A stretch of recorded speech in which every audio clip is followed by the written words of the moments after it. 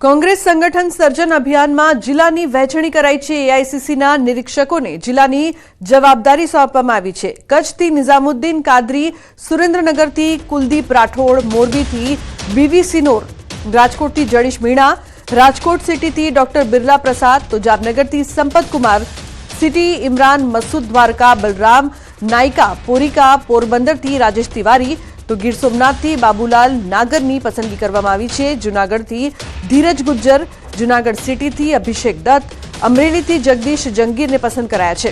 તો ભાવનગરથી બજરંગલાલ જાટવ, ભાવનગરથી સિટી પ્રિવરસિંહને જવાબદારી સોંપવામાં આવી છે।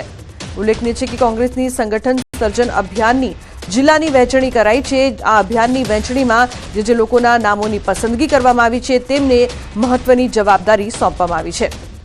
ઉલ્લેખનીય છે કે કોંગ્રેસ સંગઠન સર્જન અભિયાન છે તે ચાલી રહ્યું છે।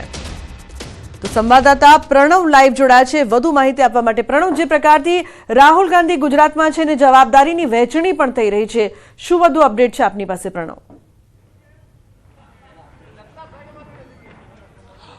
ચોક્કસ કહી શકાય કે રાહુલ ગાંધી ગુજરાત ઉપર ફોકસ કરી રહ્યા છે। તે અંતર્ગત જ રાહુલ ગાંધી સતત ગુજરાતની મુલાકાત આવી રહ્યા છે। ત્યારે કોંગ્રેસ પાર્ટી તરફથી સંગઠન સર્જન અભિયાન શરૂ થયું છે, તેનો પ્રારંભ છે, પાયલોટ પ્રોજેક્ટ છે, તેઓ અરવલ્લીથી કરવા જઈ રહ્યા છે। પરંતુ તેની પહેલા કોંગ્રેસ પાર્ટીએ તમામ જે એઆઈસીસીના નિરીક્ષકો ઓબ્ઝર્વર નિમણૂક કર્યા હતા તેઓને જિલ્લાની વહેંચણી કરી દેવામાં છે। ન્યૂઝ 8 પાસે એક્સક્લુઝિવ માહિતી એ પ્રમાણે છે કે કચ્છ માટે જે એઆઈસીસીના જે નિરીક્ષક છે તેઓને નિઝામુદ્દીન કાદરી તેની પસંદ કરવામાં આવી છે। સુરેન્દ્રનગર જિલ્લા માટે કુલદીપ રાઠોડ નિરીક્ષક તરીકે અપોઇન્ટ કરવામાં આવ્યા છે।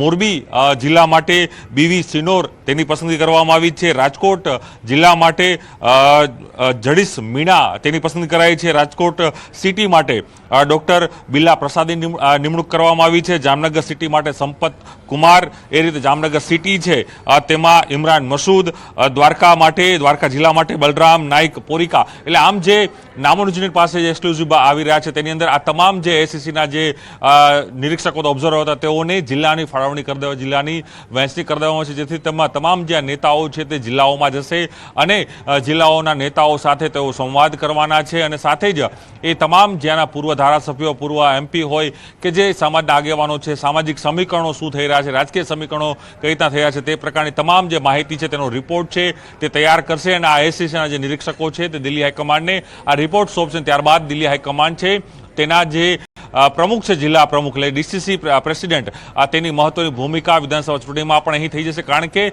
કોંગ્રેસ પાર્ટી માની રહી છે કે 2025નું જે વર્ષ છે તેઓ સંગઠન ઉપર ભાર મૂકી રહ્યા છે, સંગઠનને વધુ મજબૂત કરવા માટે તેઓ પ્રયાસ કરે છે। તેની અંતર્ગત જ જે અલગ અલગ જિલ્લાઓ છે તેની જે વહેંચણી છે, જે નિરીક્ષકો બનાવવામાં આવ્યા છે, એઆઈસીસીના જે 43 નિરીક્ષકો છે, એ જ રીતે પીસીસીના જે કહી શકાય કે 183 નિરીક્ષકો છે, એટલે આ એક એઆઈસી નિરીક્ષક સાથે બીજા અન્ય 4 પીસીસી નિરીક્ષકો જોડાશે અને સાથે જ આ 5 લોકો એ જિલ્લાનો પ્રવાસ કરશે અને ત્યાં આખો એક અહેવાલ છે, એક રિપોર્ટ છે તૈયાર કરશે। જે ન્યૂઝ 8 પાસે જે માહિતી છે, તમામ જે જિલ્લાઓ છે તેના જે નિરીક્ષકો છે તેના નામો છે, તેની જાહેરાત છે, જે નિમણૂકો જે છે, જે વહેંચણી છે તે અહીં કરી દેવામાં છે। તમામ આ જે નેતાઓ છે, તમામ જિલ્લાઓ છે, હવે આગામી 23 થી લઈને 8 મે સુધી આ તમામ નેતાઓ જિલ્લામાં જશે, પ્રવાસ કરશે અને તમામ લોકો સાથે સંગઠનાત્મક રીતે બેઠકો અને જે કહી શકાય કે જિલ્લા પ્રમુખ કોણ હશે તેની શોધ છે તે આ તમામ નિરીક્ષકો અહીં કરશે। બિલકુલ પ્રણવ, જે પ્રકારથી શોધ છે તે કરશે, વહેંચણી પણ થઈ ગઈ છે। રાહુલ ગાંધીના આજના કાર્યક્રમની જો વાત કરવામાં આવે તો આજે તેમનું શું કાર્યક્રમ છે, શું છે કોંગ્રેસની આજની રણનીતિ?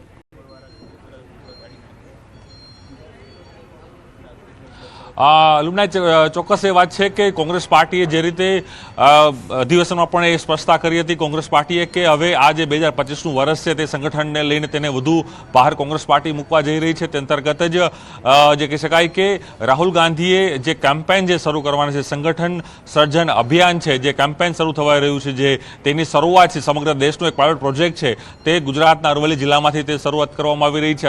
અરવલ્લી જિલ્લાના તમામ જે હોદ્દેદારો છે, જે બૂથના કાર્યકર્તાઓ છે, તમામ સાથે જે સ્વામિનારાયણ મંદિર છે બીએપીએસનું તેના હોલની અંદર આ બેઠક થવાની છે। તો સાથે જ સર્કિટ હાઉસ ખાતે પણ તે જે આગેવાનો છે જિલ્લાના તેની સાથે પણ રાહુલ ગાંધી જે છે 15 થી 20 મિનિટ જેટલી મુલાકાત છે ત્યાં પણ કરવાના છે। ત્યારબાદ તેઓ અહીં જે બીએપીએસનું જે મંદિર છે ત્યાં જે હોલ આવેલું છે ત્યાં મિટિંગ કરશે, તેમાં પણ સમગ્ર જિલ્લામાંથી જે આગેવાનો આવ્યા છે તે આગેવાનો સાથે તેઓ અહીં બેઠક કરશે અને સંવાદ કરશે। અને મહત્વપૂર્ણ એ છે કે આ પાયલોટ પ્રોજેક્ટની જે શરૂઆત છે, કારણ કે જે કહી શકાય કે અધિવેશનમાં પણ એ સ્પષ્ટ થયું હતું કે કોંગ્રેસ સંગઠનને કઈ રીતે વધુ મજબૂત કરે, કારણ કે સંગઠન જ એ નીંવ છે સત્તા મેળવવા માટે. અને સાથે જ 2027નો જે ટાર્ગેટ છે એ રાહુલ ગાંધીનો છે ગુજરાત માટે. તે સતત ગુજરાતના પ્રવાસ પણ કરી રહ્યા છે. અધિવેશનમાં આવ્યા તેની પહેલા પણ 2 દિવસ માટે રાહુલ ગાંધી આવ્યા હતા. ફરી એક વખત રાહુલ ગાંધી ગુજરાતની મુલાકાત છે. આજે બીજો દિવસ છે. એટલે અરવલ્લીની અંદર જે આદિવાસી જે વિસ્તાર છે એટલે અરવલ્લી એ માનવામાં આવી રહ્યું છે, કારણ કે રાહુલ ગાંધી એક વાત કરી રહ્યા હતા, SC ST OBC અને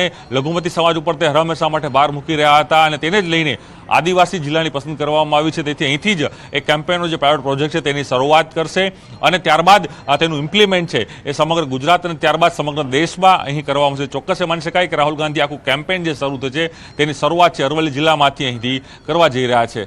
બિલકુલ પ્રણવ, આભાર આ સમગ્ર માહિતી બદલ. તો આજે કેમ્પેન છે, પાયલોટ પ્રોજેક્ટ છે, દેશભરમાં ચાલશે, પરંતુ તેની શરૂઆત ગુજરાતથી રાહુલ ગાંધી કરી રહ્યા છે.